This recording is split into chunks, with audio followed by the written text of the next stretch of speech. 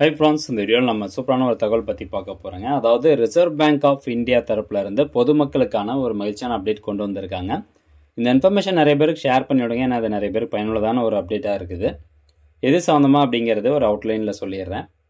அதாவது இன்ஆக்டிவ் ஆன அக்கௌண்ட், உங்களுடைய அக்கௌண்ட் வந்து பேங்க் அக்கௌண்ட் இன்ஆக்டிவ் ஆயிடுச்சு அல்லது டீஆக்டிவேட் ஆயிடுச்சு அல்லது கேஒய்சி அப்டேட் பண்ணதுனால உங்கள் அக்கௌண்ட்டை லாக் பண்ணிட்டாங்க அப்படின்னா, இனிமேல் நம்ம ஹோம் பிரான்ச்சுக்கு போய் தான் அந்த லாக்கர் ரிலீஸ் பண்ணணும் அல்லது ஆக்டிவேட் பண்ணணும் அப்படிங்கிற அவசியம் கிடையாது. நம்ம வீட்டில் இருந்தபடியே நம்மளுடைய அந்த டீஆக்டிவேட் ஆன பேங்க் அக்கௌண்ட்டை வீட்டில் இருந்தபடியே ஆக்டிவேட் வந்து பண்ணிக்கலாம். அல்லது உங்கள் ஊரில் நீங்கள் இருக்கக்கூடிய பக்கத்தில் அந்த ஹோம் பிரான்ச் இல்லாமல் நான் ஹோம் பிரான்ச்லேயும் போயிட்டு எதுனா அந்த பேங்க்னுடைய எதுனா ஒரு பிரான்ச்சில் போயிட்டு உங்களுடைய பேங்க் அக்கௌண்ட்டை ஆக்டிவேட் பண்ணிக்கலாம். ஸோ அது சம்மந்தமான ஒரு நோட்டிஃபிகேஷன் தான் இப்போ ஆர்பிஐ தரப்புலேருந்து வெளியிட்டிருக்கிறாங்க.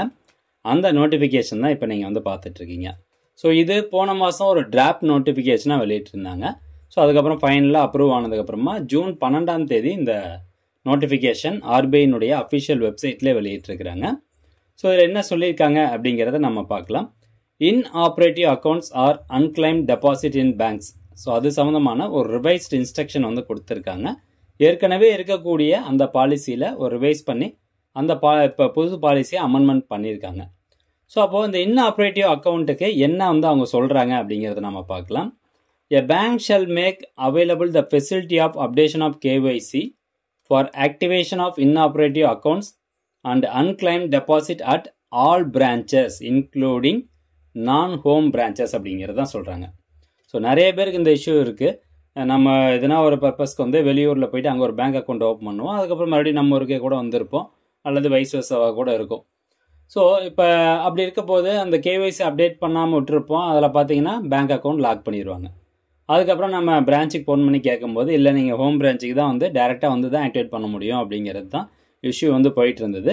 ஸோ அதனாலே பார்த்தீங்கன்னா அந்த 10,000 20,000 பேங்க்கில் அந்த அக்கௌண்ட்டில் இருக்கிற அமௌண்ட்டை எடுக்காமல் அப்படியே வந்து விட்டுடுறாங்க. ஸோ அது வந்து அன்கிளைம்டு டெபாசிட்டுக்கு வந்து போயிடுது அல்லது உங்களுடைய பேங்க் அக்கௌண்ட் வந்து லாக் ஆகிருக்கும் கேஒய்சி அப்டேட் பண்ணாதனால. பட் இப்போ அந்த பிரச்சனை கிடையாது. சப்போஸ் உங்களுக்கு அந்த மாதிரி எதனா ஒரு பேங்க் அக்கௌண்ட் லாக் ஆகிருக்கு அப்படின்னா நீங்கள் டேரெக்டாக வீட்டில் இருந்தபடியே இனிமேல் நீங்கள் அந்த அக்கௌண்ட்டை ஆக்டிவேட் வந்து பண்ணிக்கலாம். அல்லது உங்கள் ஏரியாவில் இருக்கக்கூடிய அந்த நான் ஹோம் பிரான்ச்சஸ், ஹோம் பிரான்ச்சுக்கு தான் போய் ஆக்டிவேட் பண்ண அவசியம் கிடையாது, இன்க்ளூடிங் நான் ஹோம் பிரான்ச்சஸ்லேயும் கேஒய்சி வந்து ஆக்டிவேட் பண்ணி கொடுக்கணும் அப்படிங்கிறத சொல்லியிருக்காங்க.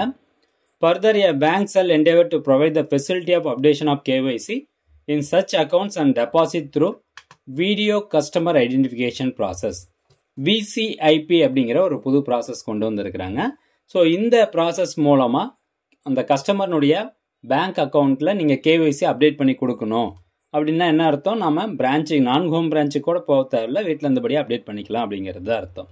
ஸோ இந்த கேஒய்சி அப்டேட் பண்ணுறதில் ஒரு பீரியாடிக் அப்டேஷன் ஆஃப் கேஒய்சியில் பார்த்தீங்கன்னா ரிவைஸ்ட் இன்ஸ்ட்ரக்ஷன் கொடுத்துருக்காங்க. இதில் ஒரு 4 ப்ரொசீஜர் வந்து இருக்குது. அனெக்சர்ஸ் வந்து கீழே கொடுத்துருக்காங்க பாருங்கள். ஸோ இது ஒரு சர்க்குலரு. அதாவது மொத்தம் 4 மெத்தட் மூலமாக நீங்கள் கேஒய்சி வந்து ஆட் பண்ணிக்கலாம். ஃபர்ஸ்ட் ஒன்று வந்து face to face mode for onboarding the customer. அதாவது இகேஒய்சி அப்டேட் பண்ணும்போது நம்மளுடைய ஆதாரில் பயோமெட்ரிக் நம்ம வச்சுருப்போம், பார்த்தீங்கன்னா நம்ம ஃபோட்டோ எடுத்திருப்பாங்க.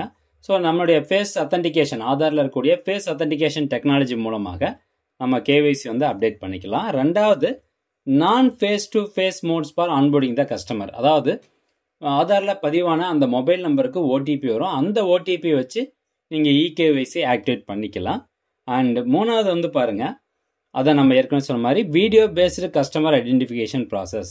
அதாவது பேங்க் தரப்பில் இருந்து உங்களை வீடியோ வந்து ஆன் பண்ண சொல்லுவாங்க. இப்போ நிறைய பேர் தெரிஞ்சிருக்கும், புதுசாக அக்கௌண்ட் ஓப்பன் பண்ணணும் அப்படின்னா டைரெக்டாக வந்து உங்களை வீடியோ மூலமாக வந்து பார்ப்பாங்க. பார்த்துட்டு உங்கள் டீட்டெயில்ஸ் எல்லாமே கேட்டு அதுக்கப்புறம் அப்படியே அக்கௌண்ட் வந்து ஓப்பன் பண்ணி கொடுத்துருவாங்க. சேம் அதே மெத்தட் தான் video based customer identification process மூலமாக உங்களுடைய கேஒய்சி வந்து அவங்க ஆக்டிவேட் பண்ணி கொடுக்கணும். அண்ட் நாலாவதாக பார்த்தீங்கன்னா simplified process of updation and periodic updation of KYC.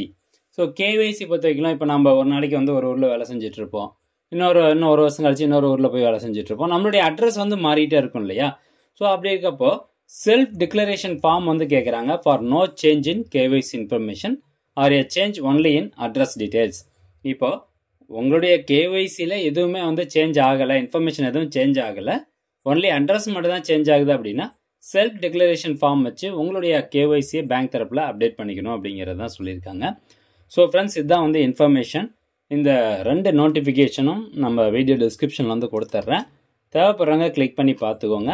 So உங்களுக்கு இந்த மாதிரி இஷ்யூ இருக்குது, உங்களுடைய பேங்க் அக்கௌண்ட் வந்து டீஆக்டிவேட் பண்ணிட்டாங்க கேஒய்சினால அப்படின்னா, இனி இந்த நோட்டிஃபிகேஷன் சொல்லி நீங்கள் பேங்க் தரப்பில் அல்லது நான் ஹோம் பிரான்ச்சுக்கு போயிட்டு உங்களுடைய கேஒய்சி கொடுத்து அப்டேட் வந்து பண்ணிக்கோங்க.